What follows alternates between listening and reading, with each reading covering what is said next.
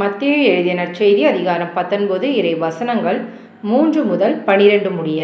பரிசேயர் அவரை அணுகி அவரை சோதிக்கும் நோக்குடன், ஒருவர் தம் மனைவியை எக்காரணத்தையாவது முன்னிட்டு விலக்கி விடுவது முறையா என்று கேட்டனர்.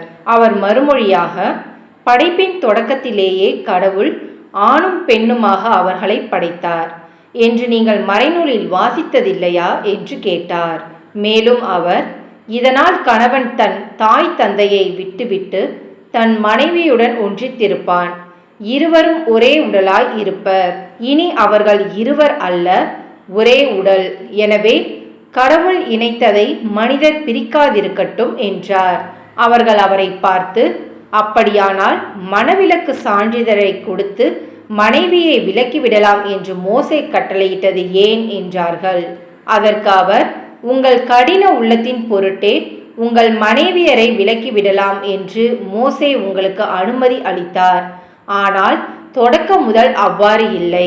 பரத்தைமையில் ஈடுபட்டதற்காக அன்றி வேறு எக்காரணத்தையாவது முன்னிட்டு தன் மனைவியை விலக்கிவிட்டு வேறொரு பெண்ணை மணப்பவன் எவனும் விபச்சாரம் செய்கிறான் என நான் உங்களுக்கு சொல்கிறேன் என்றார். அவருடைய சீடர்கள் அவரை நோக்கி, கணவர் மனைவியர் உறவு நிலை இத்தகையது என்றால் திருமணம் செய்து கொள்ளாதிருப்பதே நல்லது என்றார்கள். அதற்கு அவர், அருள் கொடை பெற்றவரன்றி வேறு எவரும் இக்கூற்றை ஏற்றுக்கொள்ள முடியாது.